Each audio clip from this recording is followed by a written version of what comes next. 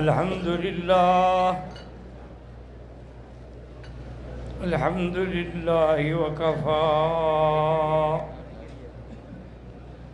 والصلاة والسلام على خاتم الأنبياء سيدنا وحبيبنا محمد المصطفى وعلى آله المجتبى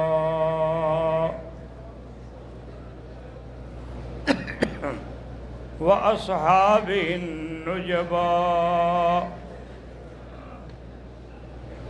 اللهم صل على سيدنا محمد النبي الأمي الهاشمي وعلى آله وأصحابه نجوم الهدى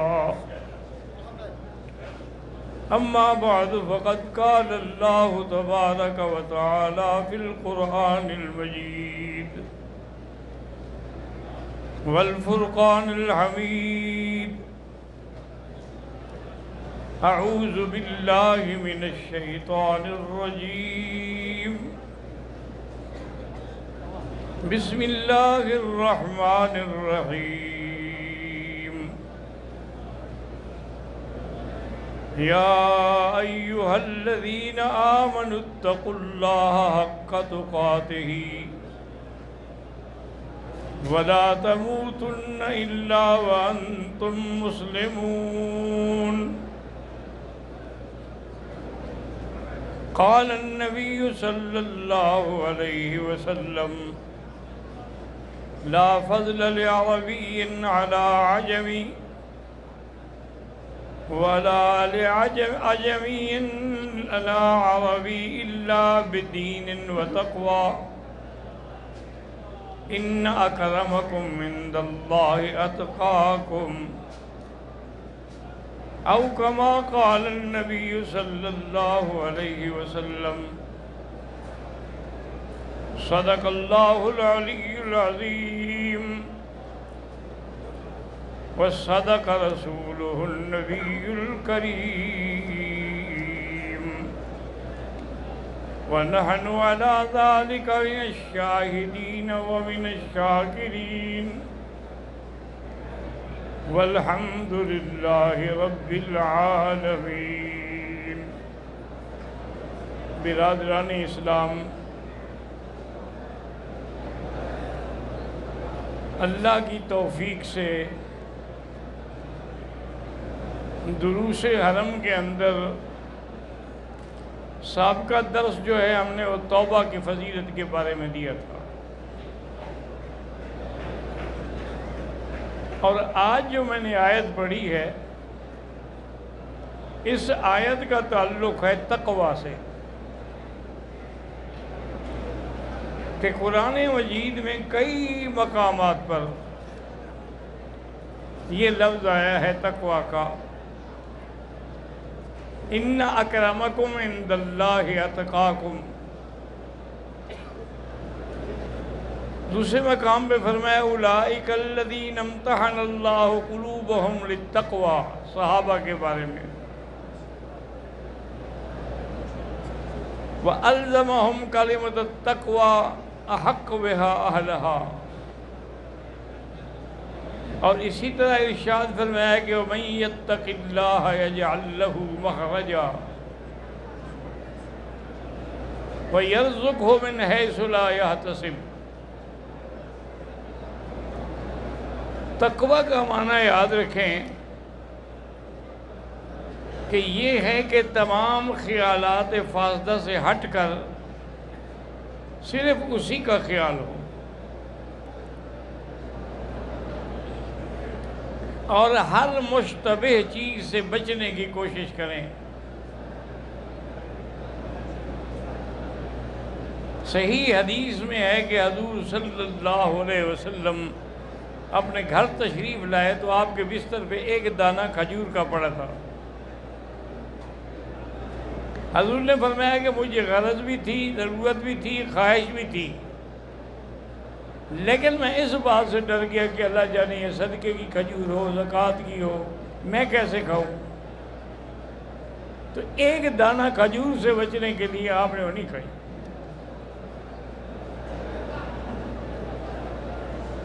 اسی طرح سیدنا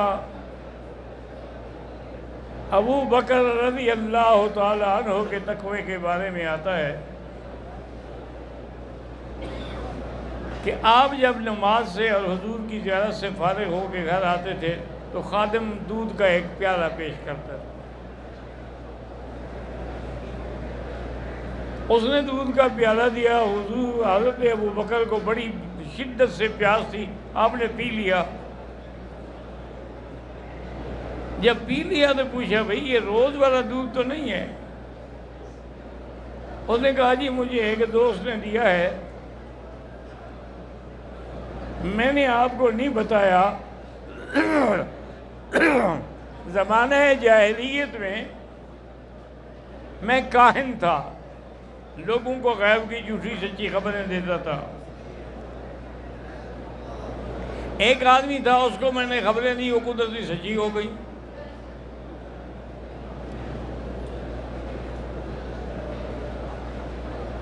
تو آج اتفاق سے ملا تو اس نے مجھے پیالہ دودھ کا دیا کہ بھی یہ لے جاؤ۔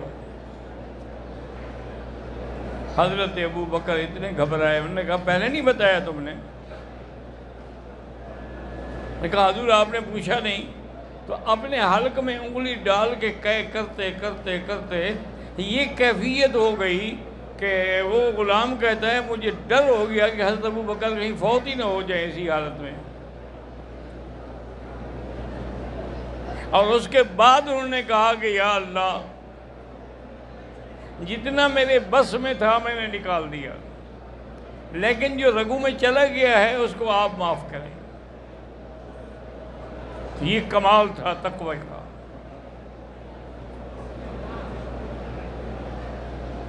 اسی طرح امام ابو حنیفہ رحمۃ اللہ علیہ کے تقوی میں علماء نے کتابوں میں تاریخ میں لکھا ہے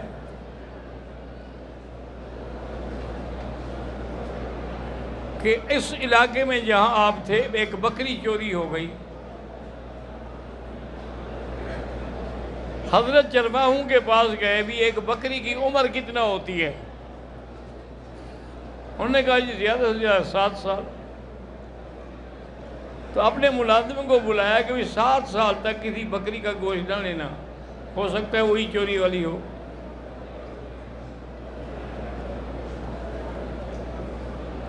ہم تو اللہ معاف کرے حج پہ آئیں، کہیں آئیں، قربانی کے پیسے ہوں، زکوٰۃ ہو، صدقات ہوں، ہر چیز فنا در فنا۔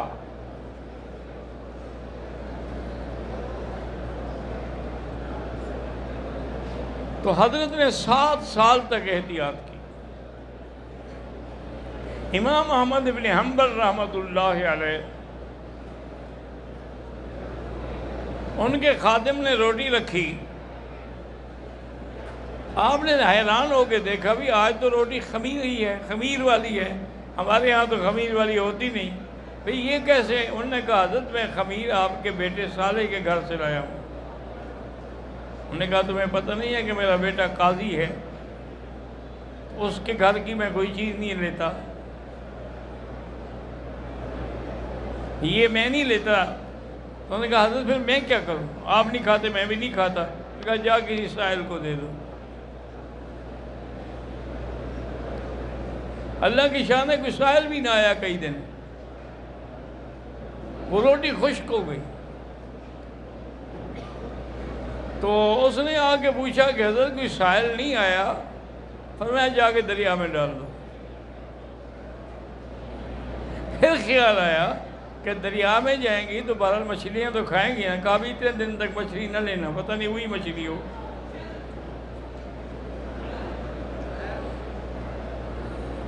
اللہ تبارک و تعالی رحمت کرے۔ اسی طرح تاریخ میں ہے کہ بستی گیلان اصل میں کہتے ہیں جیلان کو، جس سے حضرت عبد القادر جیلانی ہیں، یہ بھی اسی جیلانی بستی سے تھے، لیکن کتابوں میں اس کا نام گیلان لکھا جاتا ہے۔ ایک صالح متقی پرہیزگار نوجوان تھا، وہ ایک دن ایک نہر کے کنارے جا رہا تھا، روزے کے ساتھ تھا، افطار کا وقت قریب آ گیا، اس کے بعد کچھ نہیں تھا کس چیز سے افطار کرے۔ انہوں نے کہا ٹھیک ہے الحمدللہ وسیع دریا سے پانی پی لوں گا، اور کیا ہے۔ اچانک نظر پڑی تو دیکھا کہ ایک سیب بڑا خوبصورت جو ہے وہ تیرتا آ رہا ہے۔ چونکہ بھوک کا تقاضا تھا، جلدی سے ہم نے اسے پکڑا اور کھا لیا۔ جب سیب کھا لیا تو پھر خیال آیا ابھی میں نے کس کا سیب کھایا ہے۔ اسی راستے سے اسی کنارے سے چل پڑے، آگے جا کے دیکھا کہ ایک باغ ہے اور اس کے درخت جو ہیں وہ دریا کی طرف جھکے ہوئے ہیں اور سیبوں کے درخت ہیں۔ انہوں نے کہا لازماً اسی کا سیب ہے۔ باغ کے اندر گئے، ایک بوڑھا آدمی بیٹھا تھا، اس کو سلام کیا، سارا واقعہ سنایا، جی میں ایسے کھا بیٹھا ہوں غلطی سے۔ انہوں نے کہا بیٹا میں تو نوکر ہوں، میں تو رکھوالا ہوں باغ کا، میں مالک نہیں ہوں، لیکن میں آپ کو بتاتا ہوں کہ 40 سال سے میں نے اس باغ کا کوئی دانہ نہیں چکھا۔ اس کے مالک جو ہیں 2 بھائی ہیں، فلاں جگہ رہتے ہیں، ان سے جا کے بخشواؤ، میں تو کوئی مالک نہیں ہوں۔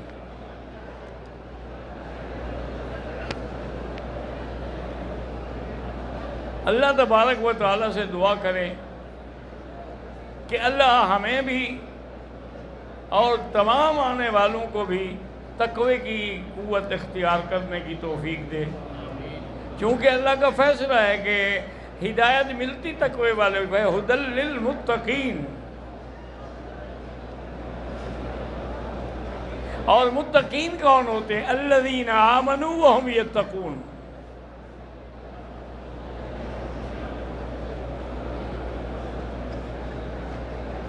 اب جناب یہ ہے کہ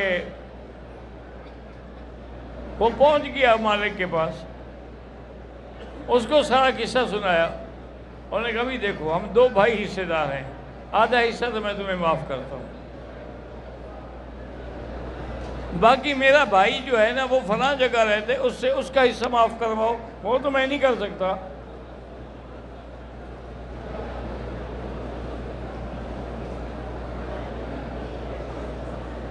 بہرحال جی اللہ پاک ہمارے حال میں رحم کرے، ورنہ جن کے دلوں میں اللہ کا خوف ہوتا ہے نا وہ حلال و حرام سے بڑے ڈرتے ہیں۔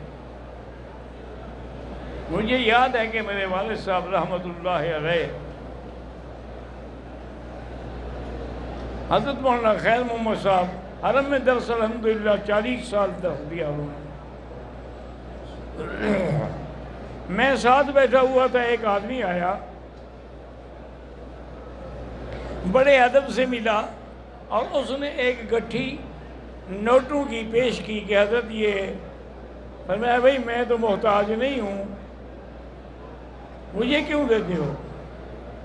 اور اس نے کہا حضرت یہ زکوٰۃ کے ہیں، تو آپ چونکہ عالم ہیں، آپ کے پاس طلباء ہیں، آپ اس کو چلا دینا۔ فرمایا سارے مکے میں تمہیں میں نوکر ملا ہوں، میں تیرا نوکر ہوں، زکوٰۃ تو نے دینی ہے، چلاؤں میں۔ نوٹ لے کے پھینکے اس کے منہ میں، لے جاؤ۔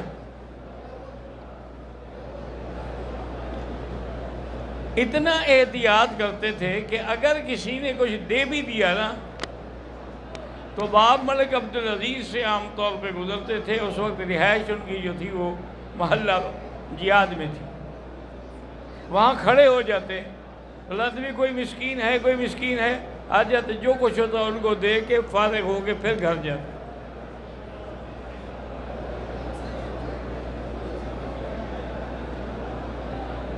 آج کل تو جی ہمارے پیر ہیں یا میرے جیسے جو مولوی ہیں، انہوں نے اپنے تویزوں کے بھی ریٹ رکھے ہوئے ہیں کہ شادی کا تویز لینا ہے تو اتنے پیسے لگیں گے، طلاق دلانی ہے تو اتنے پیسے لگیں گے۔ ہمارے علاقے کے ایک بہت بڑے پیر تھے، میں نام نہیں لیتا چونکہ بہت لوگ جانتے ہیں ان کو، میرے خیال میں اب شاید فوت ہو گئے، مدت ہو گئی، پھر ملاقات نہیں ہوئی۔ بہت بڑا محل بنایا ہوا تھا انہوں نے، اور وہ محل باغ کے اندر تھا۔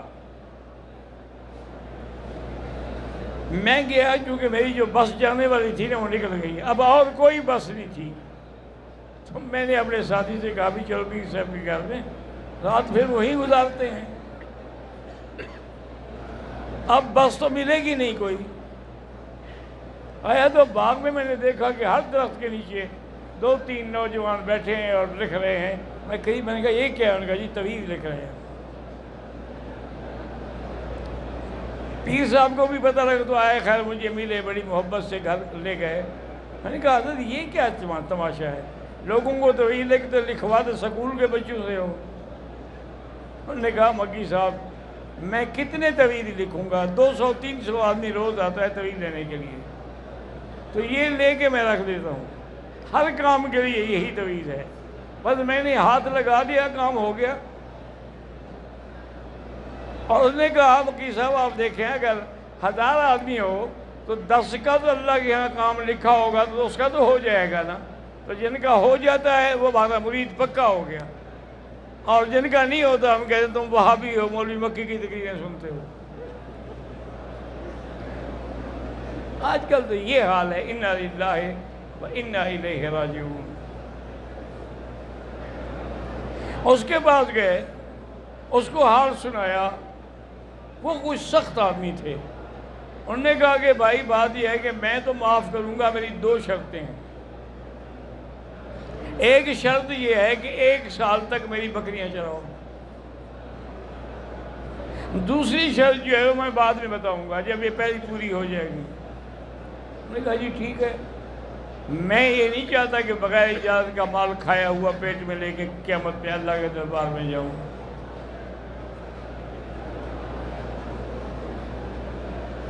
اب جناب یہ ہے کہ جب سال گزر گیا، انہوں نے بھی دیکھ لیا کہ یہ بندہ بڑا پکا ہے، کہ اپنی زبان پہ بھی قائم رہا اور میرے مال کی بھی حفاظت کی۔ اور اس نے کہا دوسری شرط میری یہ ہے کہ میری ایک لڑکی ہے، ام الخیر اس کا نام ہے، وہ آنکھوں سے اندھی ہے، پاؤں سے لنگڑی ہے، کانوں سے بہری ہے، اور زبان سے گنگی ہے۔ اس لڑکی سے تمہیں شادی کرنی پڑے گی ورنہ میں معاف نہیں کرتا۔ نے کہا جی میں کروں گا، اور کیا کروں گا۔ شادی کر لی، ان کو پہنچا دیا کہ بھی یہ گھر جو ہے نا میری لڑکی کا ہے، اب تم نے وہیں جانا ہے۔ کہتے ہیں میں گیا، میں نے جب کمرے میں دیکھا وہاں تو کوئی حور بیٹھی ہوئی تھی،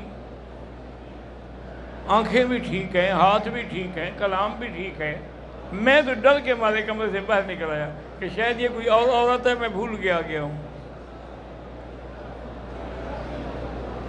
صبح کو آ کے انہوں نے پوچھا کہ بھائی میری بیٹی کے ساتھ کیسے گزری؟ انہوں نے کہا جی میں نے تو ہاتھ ہی نہیں لگایا، کیونکہ آپ نے تو کہا تھا کہ وہ اندھی ہے، وہ تو آنکھوں والی تھی، آپ نے کہا تھا بہری ہے، لنگڑی ہے، گنگی ہے۔ انہوں نے کہا اللہ کے بندے، اندھی کا معنی یہ تھا کہ اس نے آج تک کسی غیر کی شکل نہیں دیکھی، لنگڑی کا معنی یہ تھا کہ وہ اپنے گھر سے باہر چل کے کہیں نہیں گئی، گنگی کا معنی یہ تھا کہ اس نے کسی غیر مرد سے بات تک نہیں کی۔ اس لیے میں نے کہا تھا، اور تمہارا بھی امتحان تھا کہ کیا تم اس بات کو قبول کرتے ہو؟ اب یہ تمہاری بیوی ہے، یہ مکان بھی اب یہ تمہارا ہے، اور ایک باغ بھی میں نے تمہارے نام پہ کر دیا ہے، اس کے علاوہ اگر باغ میں تم اپنا گھر بنانا چاہو تو اس کے پیسے بھی میں دوں گا۔ تو اس نے ایک سیب کا تقویٰ کیا تو اس کو اللہ نے اتنے بڑے انعامات سے نواز دیا۔ اسی لیے ہے نا کہ وَمَن يَتَّقِ اللَّهَ، جو اللہ سے ڈرتے ہیں اللہ ان کے لیے راستے بناتے ہیں۔ يَجْعَلْ لَهُ مَخْرَجًا وَيَرْزُقْهُ مِنْ حَيْثُ لَا يَحْتَسِبُ وَمَن يَتَوَكَّلْ عَلَى اللَّهِ فَهُوَ حَسْبُهُ۔ تو اسی لیے یاد رکھیں کہ اب آپ حج پہ آئے ہیں، سب سے بڑی چیز ہے کہ تقوی اختیار کرو۔ نماز ہے، روزہ ہے، حج ہے، زکوٰۃ ہے، اگر تقوی نہیں ہے تو پھر اس کا فائدہ کوئی نہیں ہے۔ ایسے تو پتہ نہیں کتنے حاجی آتے ہوں گے۔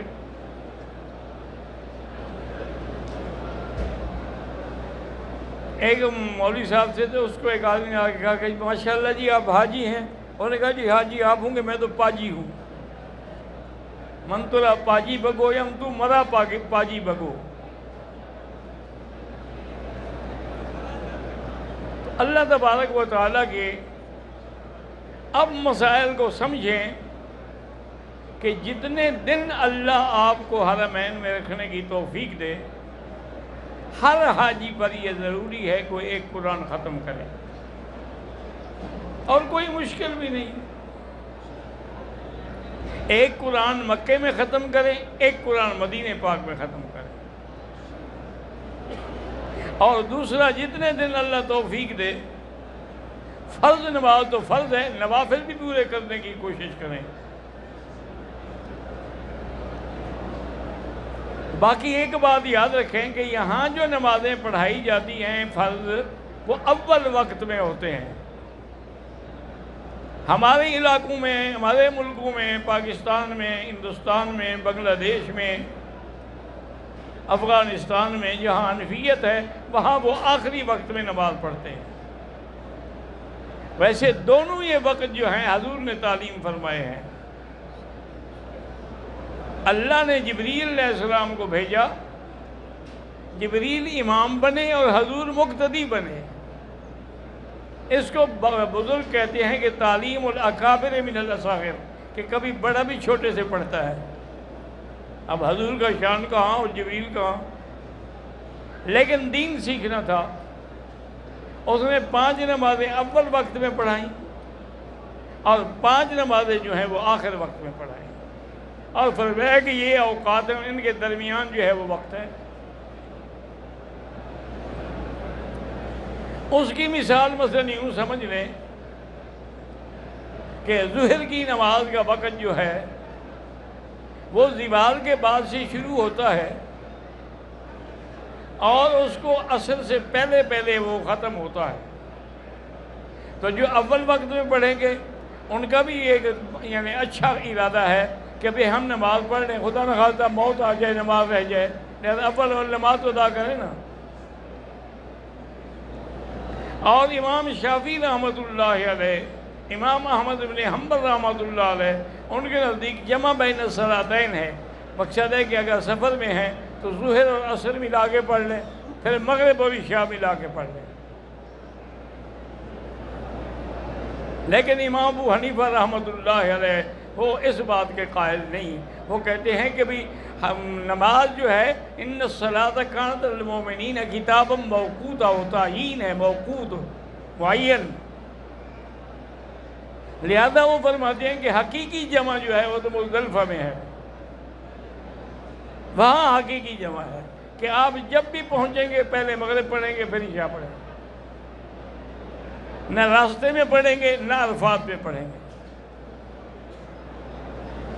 اس کے علاوہ امام صاحب فرماتے ہیں کہ اگر جمع کرنا ہو تو اس کی صورت یہ ہے کہ ظہر کو لیٹ کر دیں، آخر وقت میں پڑھیں، فارغ ہو کے 5-10 منٹ کے بعد عصر کا وقت ہو جائے گا پھر عصر پڑھ لیں۔ تو دونوں نمازیں اپنے وقت میں بھی ہوں گی اور جمع بھی ہوں گی۔ اور وہ بھی حدیث پاک ہے کہ حضور سفر میں تھے، صحابہ نے کہا الصلاۃ یا رسول اللہ، حضور نماز کا وقت ہو گیا، فرمایا الصلاۃ امامکم، آگے چلو۔ پھر کافی دیر گزر گئی، پھر صحابہ نے یاد دلایا، آپ نے فرمایا اور آگے چلو۔ پھر تیسری دفعہ یاد دلایا، آپ نے فرمایا اللہ کے بندے کہ شدت الحر جو ہے من فیح جہنم، ابردو، اس کو ٹھنڈا کر کے پڑھو۔ لہذا آپ نے ظہر کی نماز آخر وقت میں پڑھی، عصر کی نماز اول وقت میں پڑھی۔ تو اس طرح یہ جمع گو جمع سوری ہے لیکن جمع ہے۔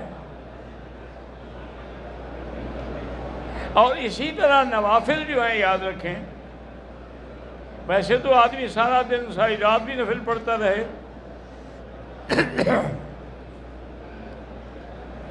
لیکن 4 جو ہیں وہ بڑی اہم ہیں۔ ایک تو تہجد ہے، اس کا افضل وقت یہ ہے کہ رات کے آخری حصے میں پڑھیں، لیکن اگر آخری حصے میں پڑھنے کا یقین نہ ہو، نیند نہیں کھلے گی، کوئی نہیں اٹھ، تو پھر عشاء کے بعد فوراً بھی پڑھ سکتے ہیں، وہ بھی تہجد شمار ہوگی۔ یعنی نیند کو چھوڑ کے تہجد پڑھنا، یہ بھی تہجد ہے۔ اور دوسرا ہے اشراق۔ اشراق کیا ہے کہ جب سورج طلوع ہو جائے اس کے 10 منٹ کے بعد وقت شروع ہوتا ہے۔ بہت سارے ہمارے حاجی بھائی یہاں گھڑیاں دیکھتے ہیں، ان پہ شروق لکھا ہوتا ہے، تو وہ شروق شمس ہے، سورج نکلنے کا وقت ہے، اشراق کا وقت نہیں ہے۔ وہ اشراق کا وقت اس سے 10 منٹ بعد ہے۔ اس میں یہ ہے کہ 2 رکعت پڑھیں، 4 رکعت پڑھ لیں۔ اسی طرح یاد رکھیں کہ اوابین ہیں جو مغرب کے بعد ہیں، یہ نوافل ہیں جن پر مداومت کریں، کوشش کریں کہ جتنے دن مکہ مدینے میں ہیں فرض نماز نہیں، آپ کی نفل بھی قضا نہ ہو۔ اور بعض اوقات یہ بھی کوشش کریں کہ نفل پڑھنے کے بجائے جو نمازیں قضا ہو چکی ہیں ان کی قضا ادا کرتے رہیں، تو اس میں ثواب بھی زیادہ ہوگا اور آپ کی جو نمازیں رہ گئیں وہ بھی ادا ہو جائیں گی۔ اور ہر چیز میں اخلاص ہو۔ یہ نہیں ہے کہ آپ نماز پڑھ رہے ہیں، جیسے حضرت شیخ سعدی رحمۃ اللہ نے لکھا ہے کہ بس زبان تسبیح ہو در دل گاؤ خر، کہ زبان پہ تو تسبیح ہو لیکن اندر کھوتے کھڑا ہے، گدھا بندھا ہوا ہے۔ نماز جب پڑھیں تو خالص اللہ کے لیے ہو، اللہ کی طرف ہی توجہ، ادھر ادھر نہیں ہونی چاہیے۔ قرآن پڑھیں، نماز پڑھیں، مزدلفہ جائیں، مینا جائیں، عرفات جائیں، یہ ایسے مواقع ہیں کہ جس گھر پر نظر پڑے تو دعا منظور ہوتی ہے۔ جب آدمی باہر سے آتا ہے اور کعبۃ اللہ پہ اول نظر پڑتی ہے تو جو دعا مانگے گا وہ قبول ہوگی۔ اور اس کے بعد یہ بھی دعا آئی ہے کتابوں میں، اللہم زد بیتک ھذا تشریفا و تکریما و تعظیما و وہابۃ و برا و تقوی، زد من کرمہ و حجہ۔ تو اللہ تبارک و تعالیٰ کے گھر پہ نظر پڑنے سے دعا منظور ہوتی ہے، اور ملتزم پہ جو بھی دعا مانگی جائے منظور ہوتی ہے۔ مقام ابراہیم کے پیچھے جو بھی دعا مانگی جائے منظور ہوتی ہے، صفا پہ کھڑے ہو کر جو بھی دعا مانگیں منظور ہوتی ہے، مروہ پہ کھڑے ہوں۔ اور اسی طرح یاد رکھیں کہ جو لوگ حج سواری پہ کریں گے ان کو تو حرم کی نیکیاں ملیں گی، لیکن جو پیدل جائے گا تو اس کو 700 حرم کی نیکی ملے گی، ایک ایک قدم پر 700 حرم کی نیکی۔ حرم کی نیکی 1 لاکھ کے برابر ہے، تو 700 سے ضرب دے دے اس کو۔ اس لیے اللہ تبارک و تعالی تمام آنے والوں کو تقوی کے ساتھ زندگی گزارنے کی توفیق عطا فرمائے۔ وما علینا الا البلاغ۔